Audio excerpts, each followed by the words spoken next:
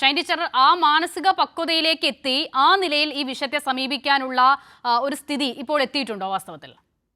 തീർച്ചയായിട്ടും അത് എത്തിയത് കൊണ്ടാണല്ലോ നമ്മൾ അതിനോട് പ്രതികരിച്ചത്.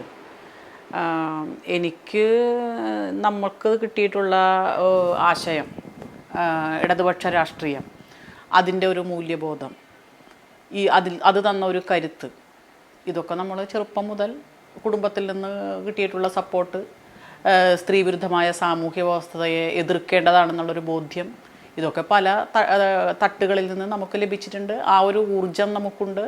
അതിൻ്റെ ഭാഗമായിട്ട് നമുക്കതിനെ പ്രതികരിക്കാൻ കഴിഞ്ഞു. പക്ഷേ പെട്ടെന്ന് ഇത് കേട്ടപ്പോൾ സ്വാഭാവികമായിട്ടും ഒരു മനുഷ്യരല്ലേ, വൈകാരികമായ ഭാവങ്ങളും ഒക്കെ ഉള്ള ഒരു മനുഷ്യ സ്ത്രീ എന്നുള്ള നിലയ്ക്ക്, സ്ത്രീ മാത്രമല്ല കേട്ടോ, എല്ലാ വ്യക്തികളും ആൺപെൺ വ്യത്യാസമില്ലാതെ ഇത്തരം അപവാദ പ്രചരണങ്ങൾ കേൾക്കുമ്പോൾ സ്വാഭാവികമായി ഉണ്ടാകുന്ന ഒരു ആകുലതയും ആശങ്കയും വിഷമവും ഒക്കെ ഉണ്ടായിട്ടുണ്ട്. പക്ഷേ അങ്ങനെ വിഷമിച്ചിരിക്കാനല്ല ഞങ്ങളുടെ പ്രസ്ഥാനം പഠിപ്പിച്ചിട്ടുള്ളത്. അതിനെ നേരിടുക, സധൈര്യം നേരിടുക.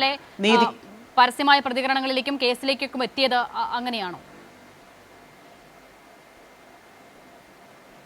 അതെ, തീർച്ചയായിട്ടും. എൻ്റെ പ്രസ്ഥാനം എൻ്റെ കൂടെ ഫുൾ സപ്പോർട്ടായിട്ട് എൻ്റെ കൂടെ ഉണ്ട്. ഇപ്പോൾ താങ്കൾ ഇപ്പോൾ പറഞ്ഞ ആ പ്രസ്ഥാനത്തെ ലക്ഷ്യം വെച്ചാണ് മറ്റു നിലയിലുള്ള പ്രചാരണങ്ങൾ ഇപ്പോൾ നടക്കുന്നത് എന്നതുകൂടി ശ്രദ്ധിച്ചിട്ടുണ്ടോ ഷൈൻ ടീച്ചർ? ഈ ചർച്ചയിലടക്കം അതാണ് ആവർത്തിച്ച് വരുന്ന പോയിന്റ്. അപ്പോൾ താങ്കൾ വിശ്വസിക്കുന്ന താങ്കളുടെ പ്രസ്ഥാനം, അവരുടെ തിരക്കഥ എന്നുള്ള വാദങ്ങൾ അത് കേൾക്കുമ്പോൾ അത് ഏത് നിലയിൽ അതിനോട് പ്രതികരിക്കാൻ തോന്നുന്നു? അല്ല, അവരത് പറയുന്നതിൽ എനിക്കവരോട് വിയോജിപ്പൊന്നുമില്ല. കാരണം അവരൊരു രാഷ്ട്രീയ പ്രസ്ഥാനത്തിൻ്റെ നേതാവ് എന്നുള്ള നിലയ്ക്ക് ചർച്ചയ്ക്കകത്ത് വന്നിരിക്കുമ്പോൾ അവർ നേരിടുന്ന ഒരു ചോദ്യമുണ്ട്, സമൂഹത്തിൽ നിന്ന് നേരിടുന്ന ഒരു ചോദ്യമുണ്ട്. ആ ചോദ്യത്തിന് മുന്നിൽ കൃത്യമായ മറുപടി പറയാൻ അവർക്ക് കഴിയില്ല. അപ്പോൾ പിന്നെ പറയാൻ കഴിയുന്നത് എതിർപക്ഷത്ത് നിൽക്കുന്ന രാഷ്ട്രീയ പ്രസ്ഥാനത്തെ കുറ്റാരോപണം നടത്തുകയാണ്. പക്ഷെ എന്നോട് ഇവിടുത്തെ പ്രാദേശികമായ കോൺഗ്രസ് നേതാക്കളടക്കം, സ്ത്രീകളടക്കം പറഞ്ഞത് ടീച്ചറിൻ്റെ കൂടെ ടീച്ചറിൻ്റെ പ്രസ്ഥാനം ഉണ്ടല്ലോ, അത് തന്നെ വലിയൊരു കാര്യമല്ലേ എന്നാണ്. ആ ഒരു വിശ്വാസം ഈ പ്രസ്ഥാനത്തിലുള്ള സ്ത്രീകൾക്ക് മാത്രമല്ല, കേരളത്തിലെ പൊതുസമൂഹത്തിനുണ്ട് എന്നാണ് എൻ്റെ ഒരു ഉറച്ച വിശ്വാസം. അതുകൊണ്ടാണ് അത്തരത്തിലുള്ള സൗഹൃദങ്ങളുടെ ഭാഗമായി അവരത്തരം കാര്യങ്ങൾ ഷെയർ ചെയ്യുന്നത്. ഇന്നിപ്പോൾ പ്രതിപക്ഷ നേതാവ് ഒരുപാട് കാര്യങ്ങൾ സംസാരിച്ചു, പല നിലയിൽ ന്യായീകരിക്കാൻ ശ്രമിക്കുന്നുണ്ട്. പക്ഷെ അതിൽ ഒരിടത്ത് ഇത്തരം ആക്രമണങ്ങളെ, ഇത്തരം പ്രചാരണങ്ങളെ ഞാൻ ഉൾക്കൊള്ളുന്നില്ല, അല്ലെങ്കിൽ ഞാൻ തള്ളിക്കളയുന്നു, എൻ്റെ പാർട്ടിയും തള്ളിക്കളയുന്നു എന്നൊക്കെ പറയുന്നുണ്ട്. അപ്പോൾ പ്രതിപക്ഷം എന്ന നിലയിൽ UDF-ന്റെ, കോൺഗ്രസിന്റെ ആ നിലപാടിനെ എങ്ങനെയാണ് താങ്കൾ നോക്കിക്കാണുന്നത്? വിശ്വാസത്തിലെടുക്കാനാകുന്നുണ്ടോ പ്രതിപക്ഷ നേതാവിന്റെ അടക്കം വാക്കുകളെ?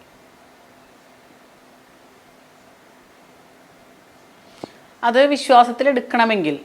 എടുക്കണമെങ്കിൽ അദ്ദേഹം അടിയന്തരമായിട്ട് ചെയ്യേണ്ട കാര്യം, അദ്ദേഹത്തിൻ്റെ പ്രസ്ഥാനത്തിലെ യൂത്തിൻ്റെ നേതാവായിട്ടുള്ള ഡോക്ടർ ജിൻഡോ, അദ്ദേഹം പറഞ്ഞിട്ടുള്ള കാര്യങ്ങളുടെ ഒരു പൊളിറ്റിക്കൽ കറക്റ്റ്നെസ് അദ്ദേഹം നടത്താൻ തയ്യാറാണ്. ജിൻഡോ മാധ്യമങ്ങളിൽ വന്ന് പറയട്ടെ എന്താണ് എന്ന്. അദ്ദേഹം ടവർ ലൊക്കേഷൻ, കേരളത്തിലെ സ്ത്രീകളുടെ ബെഡ്റൂം രഹസ്യങ്ങൾ കളക്ട് ചെയ്യുന്ന ചുമതല യൂത്ത് കോൺഗ്രസ് അദ്ദേഹത്തിനെ ഏൽപ്പിച്ചിട്ടുണ്ടോ? പ്രതിപക്ഷ നേതാവ് പറയട്ടെ, അതാണോ അദ്ദേഹത്തിൻ്റെ പണി? അപ്പോൾ അദ്ദേഹത്തിൻ്റെ ആ ഒരു പൊതുവെയുള്ള ഒരു നിലപാട്, ആ നിലപാടിനെ വിശ്വസിക്കണമെങ്കിൽ, അതിൽ ആത്മാർത്ഥത ഉണ്ട് എങ്കിൽ അദ്ദേഹത്തിൻ്റെ നേതാക്കളോട്, താഴെയുള്ള നേതാക്കളോട് ചോദിക്കണം, അവരുടെ നിലപാട് എന്താണെന്ന് പറയണം. അല്ലാതെ കൂടെയുള്ളവർ ഇപ്പോഴും തോന്നിയാസം പറയുന്ന, അപഹസിക്കുന്ന പോസ്റ്റുകൾ, സംശയത്തിൻ്റെ മുൾമുനയിൽ നിർത്തുന്ന പോസ്റ്റുകൾ ഇപ്പോഴും കൈകാര്യം ചെയ്ത് പോകുന്ന ഒരു രീതി ഒരു വശത്ത് നടക്കുകയും, മറുവശത്ത് ബഹുമാനപ്പെട്ട പ്രതിപക്ഷ നേതാവ് ഞാൻ ഇത്തരം വ്യാജ പ്രചരണങ്ങളെ തള്ളിക്കളയുന്നു എന്നു, രണ്ടും കൂടി എങ്ങനെയാണ് ഒരുമിച്ച് പോകാൻ കഴിയുക? ഒരു പ്രസ്ഥാനത്തിൻ്റെ നേതൃത്വം ഒരു കാര്യം പറഞ്ഞാൽ താഴെ ഉത്തരവാദിത്തപ്പെട്ട സ്ഥാനങ്ങളിൽ ഇരിക്കുന്നവരെങ്കിലും ആ നേതാവിൻ്റെ നിലപാടുമായി യോജിച്ച രീതിയിലുള്ള ഒരു പ്രവർത്തനം അവരിൽ നിന്ന് കാണാൻ കഴിയണ്ടേ സമൂഹത്തിന്? അതെ, ഒരു പ്രാദേശിക കോൺഗ്രസ് നേതാവിന്റെ കാര്യം താങ്കൾ മുൻപ് പറഞ്ഞിരുന്നല്ലോ ഷൈൻ ടീച്ചർ. ഒരു ബോംബ് പൊട്ടും, കരുതിയിരിക്കണം എന്നൊരു മുന്നറിയിപ്പ് എന്ന മട്ടിൽ തന്നെ ഒരു പ്രതികരണം താങ്കളുടെ അടുത്തുണ്ടായി. ഇന്ന് ചില കോൺഗ്രസ്സുകാരൊക്കെ പറയുന്നത് കേട്ടു. അങ്ങനെയാണെങ്കിൽ അത് ആരാണ് എന്ന് പറയാൻ ഷൈൻ ടീച്ചർ തയ്യാറാകണം എന്നുള്ള ചില വെല്ലുവിളികളുടെ രൂപത്തിൽ.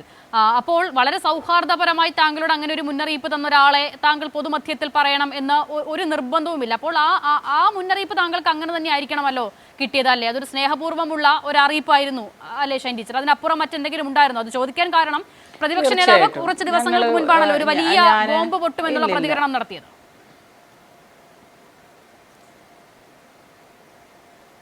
അതെ അതെ.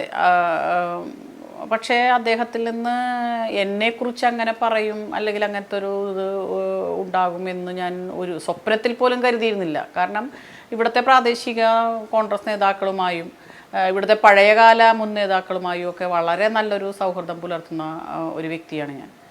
പ്രതിപക്ഷ നേതാവ് എന്നുള്ള നിലയ്ക്ക്, ഞങ്ങളുടെ MLA എന്നുള്ള നിലയ്ക്ക് ബഹുമാനപ്പെട്ട പ്രതിപക്ഷ നേതാവിനോടും നല്ല രീതിയിൽ വ്യക്തിബന്ധം പുലർത്തുന്ന ഒരു വ്യക്തിയാണ്. പക്ഷെ അവരുടെ ഭാഗത്ത് നിന്ന് നമ്മുടെ ഒരു രാഷ്ട്രീയമായ ഒരു സഹപ്രവർത്തകയ്ക്കെതിരെ ഇത്തരം ക്രൂരമായ വ്യാജപ്രചരണത്തിന് കൂട്ടു നിൽക്കും എന്ന് ഞാൻ കരുതിയില്ല.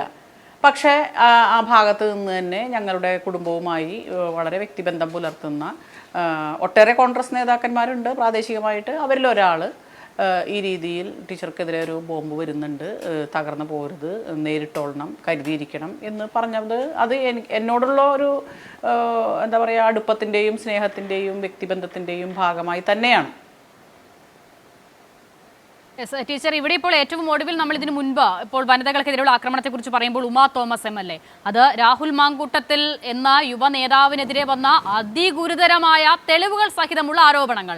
ആ വിഷയം വരുമ്പോൾ ഉമാ തോമസ് അതിലൊരു നിലപാട് സ്വീകരിക്കുന്നു. അവർക്കെതിരെ അതിഭീകരമായ സൈബർ അറ്റാക്ക് ഉണ്ടാവുകയാണ്. അതിന് പിന്നാലെ KC വേണുഗോപാലിന്റെ പങ്കാളി, അവർക്ക് പിന്നീട് ആ പോസ്റ്റ് തന്നെ പിൻവലിക്കേണ്ടി വരികയാണ്. അപ്പോൾ അത്തരം വിഷയങ്ങളിൽ അതിഗുരുതരമായ ആക്രമണം നേരിട്ട ആ സ്ത്രീകൾക്കൊക്കെ ഇടതുപക്ഷത്ത് നിന്ന എല്ലാ ആളുകളും, താങ്കൾ ഉൾപ്പെടെയുള്ള എല്ലാ ആളുകളെയും എല്ലാ നിലയിലുള്ള പിന്തുണയും അറിയിച്ചിരുന്നു.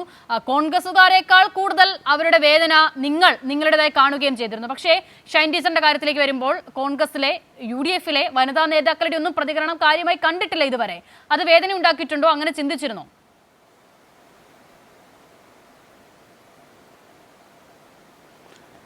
അല്ലാതെ അവരുടെ ഒരു മനോനിലയും ഒരു ചിന്താഗതിക്കും അനുസരിച്ചല്ലേ അവർക്ക് പ്രതികരിക്കാൻ കഴിയുള്ളൂ. അപ്പോൾ അതിന് ഞാൻ അവരെ കുറ്റം പറയുന്നില്ല. അപ്പം ഞാൻ ഒരു കാര്യത്തിൽ അല്ലെങ്കിൽ ശ്രീമതി ചിന്താ ജെറോം ഒരു കാര്യത്തിൽ പ്രതികരിക്കുന്നതിന് വേറൊരു തലം ഉണ്ടാവും. എന്തുകൊണ്ട് അങ്ങനെ പ്രതികരിക്കുന്നു? അതിനെ ഞങ്ങളെ പ്രാപ്തമാക്കിയ ഒരു രാഷ്ട്രീയ സംസ്കാരമുണ്ട്, സാംസ്കാരിക മൂല്യമുണ്ട്. അതിൻ്റെ ഉറപ്പിൽ നിന്നുകൊണ്ടാണ് ഞങ്ങൾ പ്രതികരിക്കുന്നത്. പക്ഷേ അവരെ സംബന്ധിച്ച് അവരെ ഒരിക്കലും ഞാൻ വില കുറച്ച് കാണുന്നില്ല, ആദരവോടുകൂടി കാണുന്നു. കാരണം അവരുടെ പാർട്ടിക്കകത്ത് തന്നെ ഒരു വിഷയമുണ്ടായപ്പോൾ സ്ത്രീകൾ എന്നുള്ള നിലയ്ക്ക് ഒറ്റക്കെട്ടായി ഒരു പറ്റം സ്ത്രീ നേതാക്കന്മാർ ഈ ശരികേടുകൾക്കെതിരെ പ്രതികരിച്ചു വന്നല്ലോ. അത് വലിയൊരു മാറ്റമാണ്. കോൺഗ്രസിനകത്ത് തന്നെ നടക്കുന്ന വലിയൊരു മാറ്റത്തിൻ്റെ ഭാഗമായി തന്നെ കാണാനാണ് ഞാൻ ആഗ്രഹിക്കുന്നത്.